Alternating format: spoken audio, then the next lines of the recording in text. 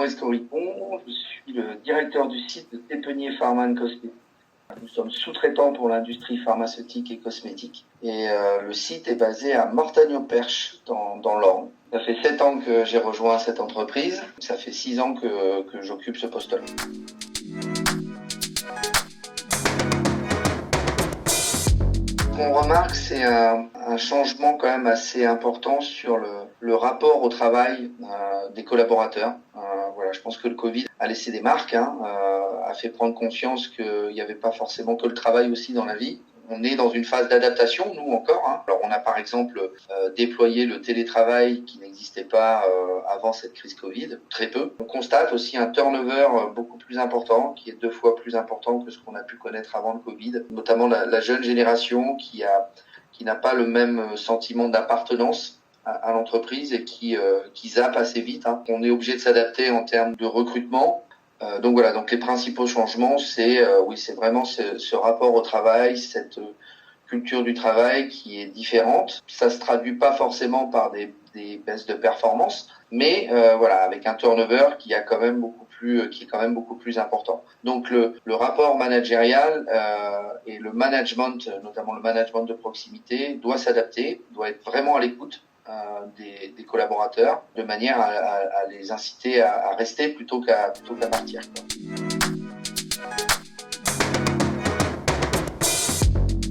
On a vécu, nous, bien sûr, les impacts d'un point de vue économique du Covid.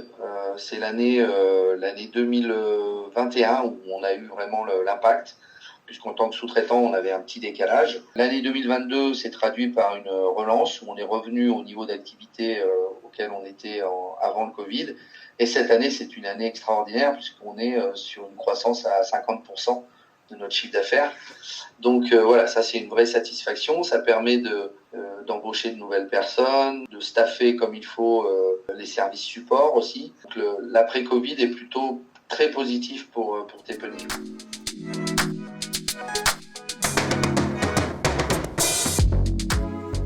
Ce que je vous disais, un niveau d'exigence qui est sûrement plus élevé qu'avant de la part des collaborateurs sur le respect de la vie privée, sur la pénibilité au travail.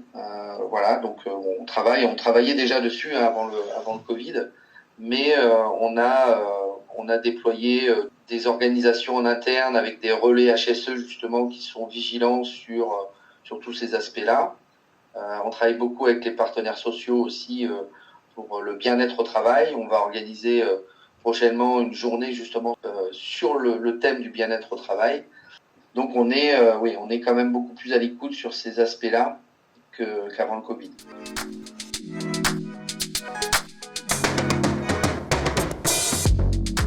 Le rebond économique dont je vous parlais, en fait, il se traduit par un besoin en investissement, en matériel, mais aussi en ressources, donc en ressources humaines. On est implanté dans un bassin où le taux de chômage est très bas, donc il faut qu'on travaille sur l'attractivité de l'entreprise, ça c'est clair. Il faut qu'on communique plus sur les réseaux sociaux pour donner envie aux personnes de rejoindre cette belle entreprise, parce que c'est une belle entreprise. Donc voilà, donc il faut qu'on travaille là-dessus. Le principal frein qu'on pourrait avoir, c'est notre limite de capacité à pouvoir recruter et à faire venir les talents. Le rebond économique s'accompagne aussi d'une augmentation du coût de la vie. Alors c'est plus lié d'après ce que je comprends en tout cas à la crise russo-ukrainienne, mais voilà, la mobilité dans notre département et dans notre région, elle est quand même compliquée. Donc les frais d'essence pour faire venir quelqu'un qui habite à 30 ou 40 km, c'est moins évident qu'avant puisque le coût de l'essence a fortement augmenté. Donc on travaille aussi sur notre grille de salaire. On réfléchit aussi peut-être sur des primes où il faudrait peut-être réfléchir sur des primes de transport qu'on n'a pas aujourd'hui dans le package. Voilà, donc tout ça, c'est des sujets dont on discute en comité de direction.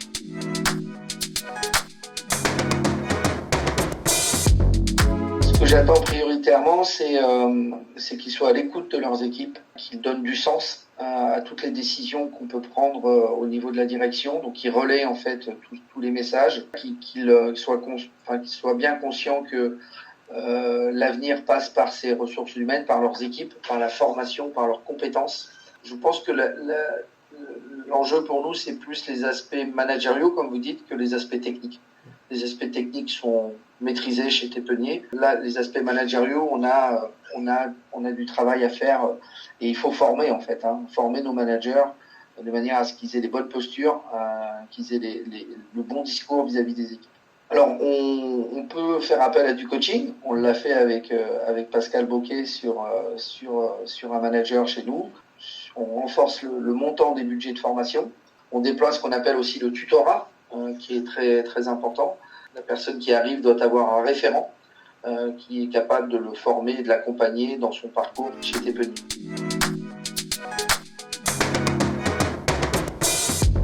À la base, je viens de l'automobile et ce que j'ai appris dans l'automobile, c'est que le terrain, le fait d'être sur le terrain, d'être à l'écoute, c'est vraiment important.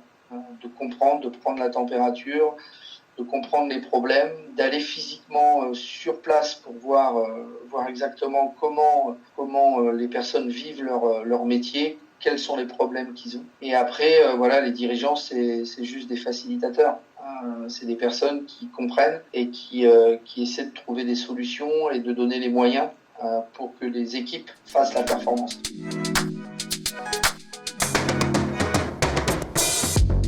Dans cette période qui n'est pas forcément très très positive, il faut rester positif. Il y a un gros potentiel, notamment sur le redéploiement de l'industrie en France. Il y a des moyens qui sont mis en place. Donc voilà, je pense qu'il faut rester positif. C'est ce qu'on a essayé de faire pendant toute la crise du Covid, de maintenir les équipes à flot.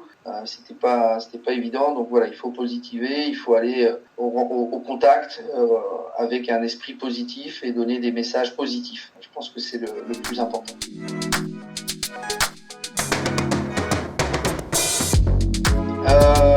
Que j'étais quelqu'un à l'écoute, que j'ai apporté mon savoir-faire et que j'aurais laissé mon empreinte en tout cas par rapport au développement du site. Voilà, c'est ce que j'aimerais qu'il retienne.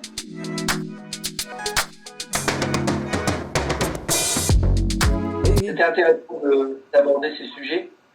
On prend pas forcément le temps de le faire aujourd'hui et c'est bien que Pascal ait lancé cette initiative.